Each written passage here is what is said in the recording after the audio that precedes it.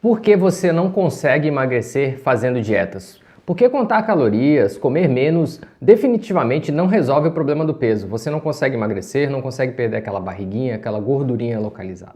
Eu gravei esse vídeo aqui para te explicar e você entender de uma vez por todas porque só restringir as calorias não resolve o problema do emagrecimento.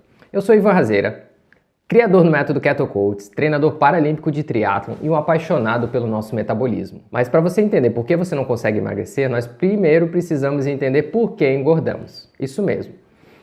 Hoje, 64% da população brasileira está com sobrepeso, 25% obesa. Mas nem sempre foi assim. Dá uma olhadinha nessa foto aqui de 1950. Veja a diferença comparada com os tempos atuais. Muito diferente, né? A população veio de lá para cá ganhando peso. E o que aconteceu? O que aconteceu de 1950 para cá para as pessoas engordarem? Bom, 3 grandes eventos na mudança da nossa relação com a alimentação aconteceram de lá para cá. Depois da Segunda Guerra Mundial, teve a invenção e o aumento do consumo dos alimentos processados e ultraprocessados. A comida industrializada cresceu muito de lá para cá. Isso fez com que a gente mudasse a nossa forma como a gente se relacionasse com o alimento. A indústria descobriu que podia adicionar algumas coisas a esses alimentos, deixando eles mais saborosos, mais palatáveis, e aí as pessoas consumiam com maior frequência. A vantagem do alimento processado, industrializado, é que ele dura mais tempo, ele pode ficar mais tempo no supermercado, ele permite ser produzido numa maior escala e ser distribuído. Isso é uma vantagem. Porém, a gente aumentou o consumo desse tipo de alimento, a gente modificou o nosso padrão alimentar a partir deles. Por quê? Porque estruturalmente esses alimentos também foram sendo modificados. E uma das grandes mudanças estruturais, ou seja, nos macronutrientes, gorduras, proteínas, carboidratos desses alimentos, veio por conta de um segundo grande evento, que foi com o aumento dos eventos cardiovasculares, de morte por eventos cardiovasculares, dos infartos do miocárdio, infarto do coração, que também aconteceu ali nesse período de 1950 em diante, criou-se uma hipótese. Os médicos, os especialistas que estudaram isso na época, eles hipotetizaram que a gordura saturada dos alimentos estava causando o entupimento das artérias e por isso as pessoas estavam morrendo mais do coração. Porque quando a gente dá uma olhadinha na artéria ali, no coração, a doença ela tem o colesterol presente nela. Então a hipótese foi que assim, quanto mais colesterol a gente come, maior a chance de a gente entupir as nossas artérias, e eles criaram a hipótese dieta-coração. Para resolver esse problema, esses especialistas na época, eles sugeriram que a gente deveria reduzir o consumo da gordura saturada e passar a consumir mais gordura na fonte de óleos vegetais, os óleos de semente que são pobres em gordura saturada. Aí esses alimentos processados associados a essa teoria da dieta coração mudou a composição dos alimentos, começou a se diminuir a quantidade de gordura neles e passou a aumentar a quantidade de carboidrato neles para que a gente continuasse tendo energia suficiente, porque o nosso corpo ele obtém energia a partir de 2 fontes na alimentação, ou da gordura ou do carboidrato. Se eu diminuo gordura, eu preciso aumentar a quantidade de carboidratos, porque senão eu vou ficar sem energia. E o terceiro grande evento vem para selar essa mudança de pensamento a respeito do como a gente se alimentava e a nossa saúde, que foi através das escolas de nutrição, dos estudos experimentais, dos estudos observacionais que estavam sendo feitos na época a respeito da saúde da população e o consumo de alimentos. Eles chegaram à conclusão de que a gente deveria ter uma diretriz nutricional. O que isso quer dizer? Que a gente deveria seguir um padrão ditado por eles a respeito da nossa alimentação. Então criaram-se as diretrizes nutricionais e, em consequência disso, a pirâmide alimentar, onde a base dela é o carboidrato e a redução drástica no consumo de calorias através da gordura. Só para ter uma noção, a gente passou de 1950 a ter uma frequência alimentar de 3 vezes por dia para uma frequência alimentar agora de 5 a 7 vezes por dia. Tudo conduzido por essas modificações que aconteceram de lá para cá na forma como a gente se relaciona com o alimento. Mas o que isso tem a ver com o meu emagrecimento hoje? Bom, a resposta que o nosso corpo dá ao alimento é diferente, dependendo da forma como é a composição desse alimento e a origem dele. Como assim?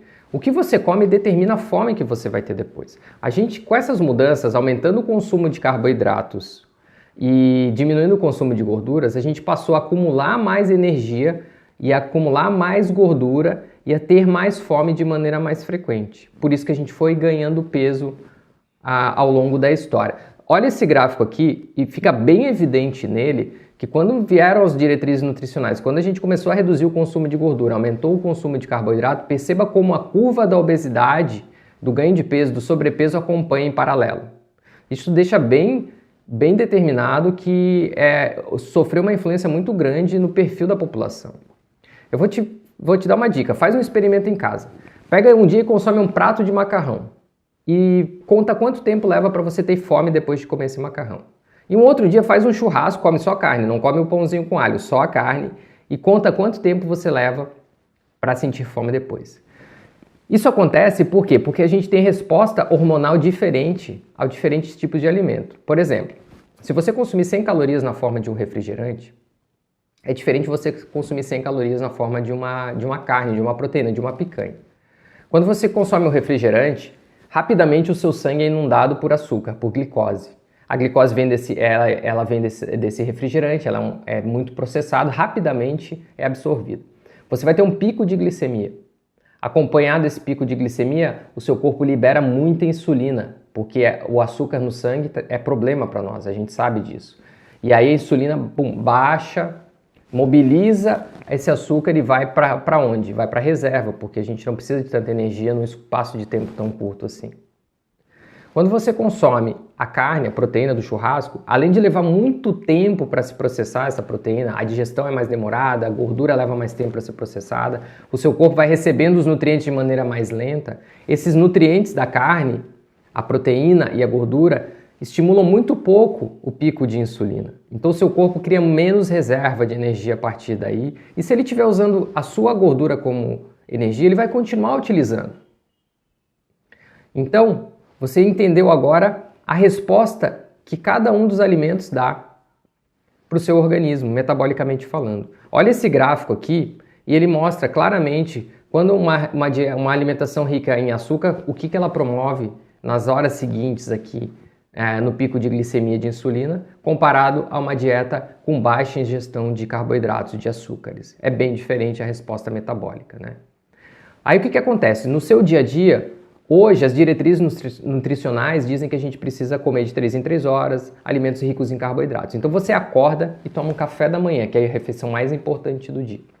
Você estimula a liberação de insulina através do pico glicêmico dessa primeira refeição, que tem mais de 60% de carboidrato. Essa insulina vem, pega esse carboidrato e leva para a reserva, gordura. Armazenou. Às 10 da manhã você tem um novo lanche, repete esse ciclo. Ao meio-dia você almoça, um outro pico maior ainda, e armazenamento. Às 3 horas da tarde um lanchinho, porque já deu fome, novamente armazenamento. Às 18, 19 horas você janta, novamente um pico e um armazenamento. E às 22 horas você come um negocinho para deitar, novamente armazenando, certo?